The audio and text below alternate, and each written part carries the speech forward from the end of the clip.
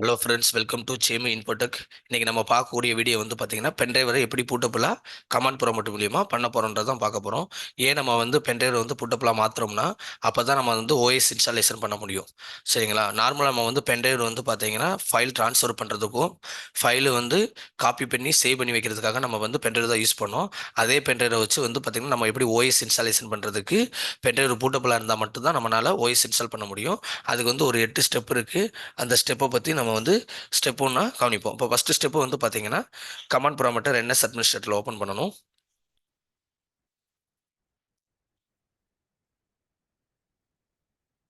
Open பண்ணியாச்சு. அடுத்து வந்து பார்த்தீங்கன்னா ரெண்டாவது ஸ்டெப்பு வந்து பார்த்தீங்கன்னா டிஸ்க் பாட்டுன்னு டைப் பண்ணணும். டிஸ்க் பாட் டிஸ்க் பாட் டைப் பண்ணிவிட்டு இப்போ நம்மளுக்கு டிஸ்க் பாட்டுன்னு வந்துருச்சு. டிஸ்க் பாட்டுக்கு அடுத்து எத்தனை டிஸ்க் இருக்குன்னு நம்ம செக் பண்ணணும். அதுக்கு லிஸ்ட் டிஸ்க் டைப் பண்ணுறோம். லிஸ்ட் டிஸ்க் 2 டிஸ்க் இருக்குது. Disk 0, disk 1.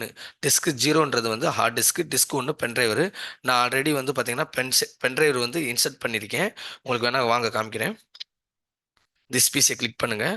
இங்கே வந்து பார்த்தீங்கன்னா விண்டோஸ் 7 சொல்லி ஒரு பென்ட்ரைவர், ஒரு 16 ஜிபி பென்ட்ரைவர் போட்டிருக்கேன். சரிங்களா? இப்போ இந்த பென்ட்ரைவரை வந்து நான் என்ன பண்ண போகிறேன்னா க்ளீன் பண்ண போகிறேன். அதுக்கு முன்னாடி இந்த பென்ட்ரைவில் ஏதாவது இம்பார்ட்டன்ட் டேட்டா இருந்துச்சுன்னா நீங்கள் வந்து வேறு இதில் ஏதாவது காப்பி பண்ணி சேவ் பண்ணி வச்சுக்கோங்க. க்ளீன் கொடுக்குறேன். இப்போ அதுக்கு முன்னாடி நான் என்ன பண்ணுறேன்னா 4வது ஸ்டெப்பு வந்து பார்த்தீங்கன்னா செலக்ட் டிஸ்க் பண்ணுறேன்.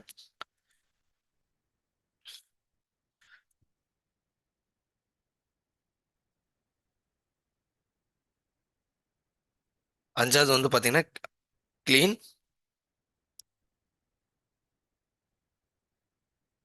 இப்போ பாருங்கள், க்ளீன் கொடுத்துமே அந்த பென்ட்ரைவ் வந்து பார்த்தீங்கன்னா உங்களுக்கு வந்து டேட்டா இல்லாத மாதிரி காமிக்கும். ஹைட் ஆயிடுச்சா? இப்போ என்ன பண்ணுறோம்னா அடுத்து பென்ட்ரைவரை வந்து கிரியேட் பார்ட்டிஷன் பிரைமரியாக 6வது ஸ்டெப் பண்ண போகிறோம்.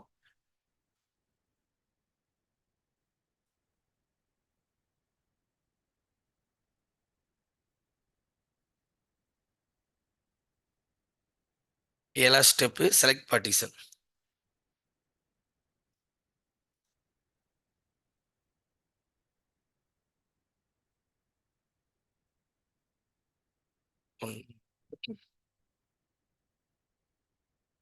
எட்டாவது ஸ்டெப் வந்து பார்த்தீங்கன்னா ஃபார்மட் பண்ண போகிறோம். ஃபார்மட் பண்ணும்போது 2 ஆப்ஷன் இருக்குது. ஓஎஸை வந்து நம்ம லெகசியில் புட் பண்ண போகிறோமா இல்லை யூஎஃப்யூவில் புட் பண்ண போகிறோமா? நான் வந்து யூஎஃப்யூவில் புட் பண்ணுறதுனால நான் அந்த கமாண்ட் யூஸ் பண்ணுறேன். ஃபார்மட்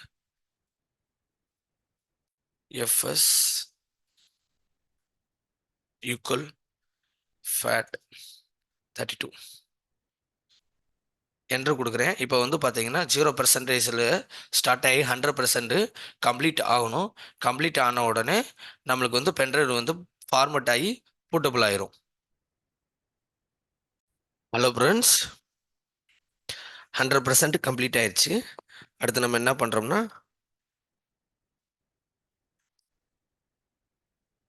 இப்போ நம்மளோட பென்ட்ரைவ் வந்து முழுசாக ஃபார்மட் ஆயிடுச்சு. சரிங்களா? இப்போ நம்ம என்ன பண்ணுறோம், ஆக்டிவ் டைப் பண்ணுறோம்.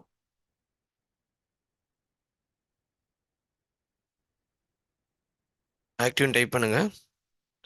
பென்ட்ரைவ் இப்போ வந்து ஒரு ஆக்டிவ் ஆயிடுச்சு. இப்போ நம்ம இதை எக்ஸிட் கொடுத்துட்டு முழுசாக வெளியே வந்துடுவோம். இப்போ போய் பாருங்கள், திஸ் பிசியை கிளிக் பண்ணுங்கள். பென்ட்ரைவ் ஃபார்மேட் ஆயிடுச்சு. இப்போ நம்ம வந்து விண்டோஸ் 10 விண்டோஸ் 11 ஓஎஸை வந்து செட்டப் ஃபைலை காப்பி பண்ணி நமக்கு எந்த ஓஎஸ் போட போகிறோமோ அந்த செட்டப் ஃபைலை நம்ம காப்பி பண்ணிக்கிறோம். நான் வந்து பார்த்தீங்கன்னா விண்டோஸ் 11 போட போகிறேன். அதனால் விண்டோஸ் 11ஓட செட்டப் ஃபைலை காப்பி பண்ணி வந்து பென்ட்ரைவில் பேஸ்ட் பண்ணுறேன். இப்படி தான் ஃப்ரெண்ட்ஸ் நம்ம வந்து பென்ட்ரைவை வந்து கமாண்ட் ப்ராம்ப்ட் மூலம் போர்ட்டபுளாக மாற்றுறோம். நெக்ஸ்ட் வீடியோ வந்து பார்த்தீங்கன்னா நம்ம எப்படி சாஃப்ட்வேர் மூலியமாக ரிஃபர்ஸ் சாஃப்ட்வேர் மூலியமாக எப்படி பென்ட்ரைவரை போர்ட்டபுளாக மாற்ற போகிறோன்றது பார்க்க போகிறோம். Thank you friends.